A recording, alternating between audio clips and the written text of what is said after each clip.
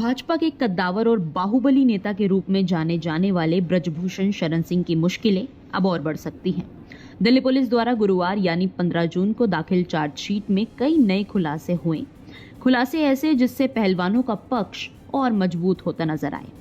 18 जनवरी को अचानक अंतर्राष्ट्रीय पहलवानों का दिल्ली के जंतर मंतर पर एक ऐसे शख्स के खिलाफ बैठना जिसे लेकर भाजपा का बड़े से बड़ा नेता भी कोई खास टिप्पणी करने को तैयार नहीं।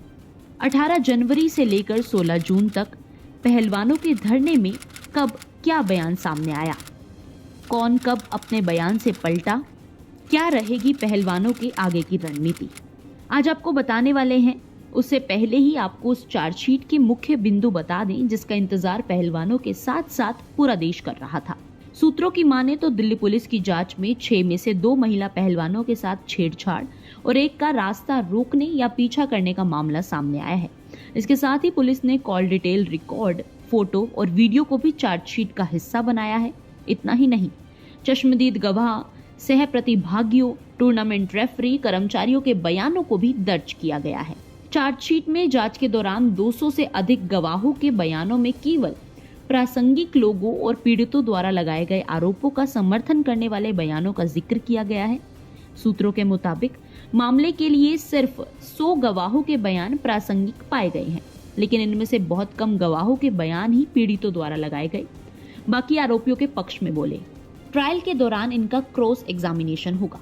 इसी मामले को लेकर दिल्ली पुलिस ने 28 अप्रैल को सुप्रीम कोर्ट के आदेश पर ब्रजभूषण पर 2 केस रजिस्टर किए थे, जिसमें पहला केस महिला के साथ यौन शोषण, धमकाने, पीछा करने के लिए दर्ज हुआ था, जबकि दूसरा केस पोक्सो अधिनियम धारा 10 के तहत दर्ज हुआ, जिसको लेकर अब दिल्ली पुलिस ने नाबालिग पहलवान मामले में करीब 550 पन्नों की क्लोजर रिपोर्ट दाखिल की है, जिसके पीछे का कारण है नाबालिग पहलवान का अपने बयानों से मुकरना और यौन उत्पीड़न की जगह भेदभाव का आरोप लगाना। दिल्ली पुलिस की प्रवक्ता सुमन नलवा के मुताबिक पोक्सो मामले में शिकायतकर्ता यानी पीड़ित के पिता और पीड़ित के बयानों के आधार पर मामले को रद्द करने के लिए कोर्ट से अपील की गई है। मामले में अगली सुनवाई 4 जुलाई को होगी।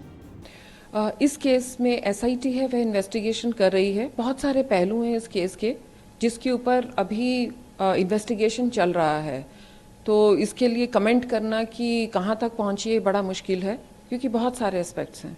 मैम, हम क्या उम्मीद कर सकते हैं, कब तक इस पूरे मामले की जांच जो है वो कंप्लीट हो जाएगी? जैसा कि मैंने पहले कहा, बहुत सारे एस्पेक्ट्स हैं जो अभी अंडर इन्वेस्टिगेशन हैं और उसमें क्या टाइम फ्रेम लगेगा ये कहना अभी पॉसिबल नहीं है, और क्या एविडेंस है ये कहना भी उचित नहीं है। तो जैसे ही हमारी इन्वेस्टिगेशन कंक्लूड होगी उसके बाद हम जो भी नेसेसरी लीगल एक्शन है वो लिया जाएगा। और आपको दिल्ली पुलिस के सूत्रों की माने तो ब्रजभूषण पर जो रास्ता रोकने या पीछा करने का केस है वो सन 2012 का है। इसमें शिकायत करने वाली महिला पहलवान ने ये शिकायत की थी कि ब्रजभूषण ने एक टूर्नामेंट के दौरान उसकी मां से बात की, उसे अपने कमरे में बुलाकर कसकर गले लगाया। महिला पहलवान ने ये भी आरोप लगाए कि जब वो घर लौटी तो अलग अलग बहाने से कई बार ब्रजभूषण ने उसकी मां के नंबर पर कॉल किया। कॉल से बचने के लिए उसने ये भी दावा किया है कि उसने अपना फोन नंबर तक बदल दिया।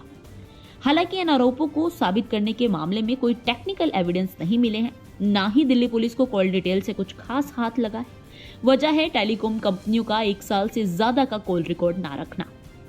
उधर दिल्ली पुलिस 28 मई को हुए संसद मार्च के दौरान बवाल पर पहलवानों पर दर्ज केस खारिज करने को लेकर गृह मंत्रालय को प्रस्ताव भेज चुकी है। पुलिस ने आईपीसी की धारा 147, 149, 186, 188, 332, 353 केस दर्ज किया था। अपनी अगली रणनीति को लेकर भी पहलवानों ने कुछ स्पष्ट नहीं किया है, लेकिन अगर सूत्रों की माने तो हो सकता है पहलवान मांगे पूरी ना होने पर अमृतसर से दिल्ली तक मार्च निकाले। दिल्ली पुलिस ने 6 बालिग महिला पहलवानों के 164 के बयान मजिस्ट्रेट के सामने दर्ज कराए हैं, जिसके आधार पर ब्रजभूषण शरण सिंह के खिलाफ आईपीसी की धारा 354, 354A, 354D के तहत दिल्ली के राउज एवेन्यू कोर्ट में चार्जशीट दायर की गई। अगली सुनवाई सीएमएम कोर्ट में 22 जून को होगी। अब आपको बताते हैं जिसको लेकर सारा मुद्दा गरमाया है, उन बालिग पहलवानों ने पुलिस को दी गई शिकायत में क्या कहा था। होटल की रेस्टोरेंट में रात के खाने के दौरान मुझे अपनी मेज पर बुलाया, मुझे टच किया, छाती से पेट तक छुआ, फेडरेशन के ऑफिस में बिना मेरी इजाजत के मेरे घुटने, मेरे कंधे, मेरी हथेली को छुआ गया। फेडरेशन के ऑफिस में मैं अपने भाई के साथ थी। मुझे बुलाया और भाई को रुकने को कहा गया। फिर कमरे में अपनी तरफ खींचा, जबरदस्ती करने की कोशिश की गई। उसने मुझे मेरे माता पिता से फोन पर बात करने के लिए कहा, क्योंकि उस समय मेरे पास मेरा मोबाइल फोन नहीं था। आरोपी ने मुझे अपने बिस्तर की ओर बुलाया जहां वो बैठा था। फिर अचानक मेरी अनुमति के बिना उसने मुझे गले लगाया। अपनी यौन इरादों को पूरा करने के लिए उसने मुझे सप्लीमेंट खरीदने की पेशकश करके मुझे रिश्वत देने की भी कोशिश की। ब्रजभूषण सिंह ने मुझे बुलाया और मेरी टी शर्ट खींची, अपना हाथ मेरी पेट के नीचे खिसका दिया, मेरी सांस की जांच के बहाने मेरी नाभि पर हाथ रख दिया। मैं लाइन में सबसे पीछे थी, तभी गलत तरीके से छुआ। मैंने जब दूर जाने की कोशिश की तो कंधे को पकड़ लिया। तस्वीर के बहाने कंधे पर हाथ रखा। मैंने विरोध किया। इसके साथ ही गौर करने वाली बात यह है कि भारतीय कुश्ती संघ के चुनाव अब 4 जुलाई की बजाय 6 जुलाई को होंगे। पहलवानों द्वारा पूर्व अध्यक्ष ब्रजभूषण शरण सिंह पर लगाए गए यौन उत्पीड़न के आरोपों के बाद ही ऐसा हो रहा है। इसी को लेकर पहलवान साक्षी मलिक ने कहा है कि उनकी सरकार से ये मांग है कि ब्रजभूषण के परिवार से कोई चुनाव ना लड़े।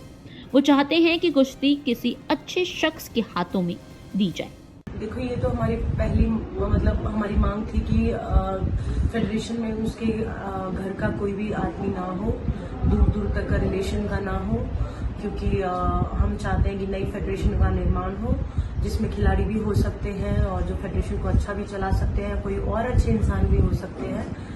बस मैं इतना ही कहना चाहूँगी। बस आखिरी सवाल कि अब आपका नेक्स्ट स्टेप क्या होगा? क्या आप जंतर मंतर आएंगे या धरना दोबारा? क्लियर कर दूं कि एक बार चार्जशीट हमें दिख जाए और दूसरा 1-2 प्रोमिसेस जो गवर्नमेंट ने किए थे वो बाकी हैं। एफआईआर जो उल्टी लेने का उन्होंने बोला था और 2-3 बातें थी, तो वो एक बार सब क्लियर हो जाएगा। उसके बाद ही हम डिसाइड कर पाएंगे कि हमारा नेक्स्ट स्टेप क्या होगा। आगे संभावनाएं ये भी जताई जा रही हैं कि सरकार 18 जून यानी रविवार को कोई बड़ा फैसला या औपचारिक बयान दे सकती है।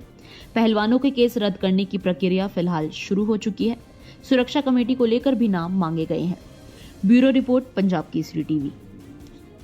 हमसे जुड़े रहने के लिए हमारे YouTube चैनल को सब्सक्राइब करें और नई वीडियो की नोटिफिकेशन के लिए बेल आइकॉन को दबाएं। अगर आप ये वीडियो Facebook पर देख रहे हैं तो लाइक जरूर करें और ज्यादा से ज्यादा शेयर करें। धन्यवाद।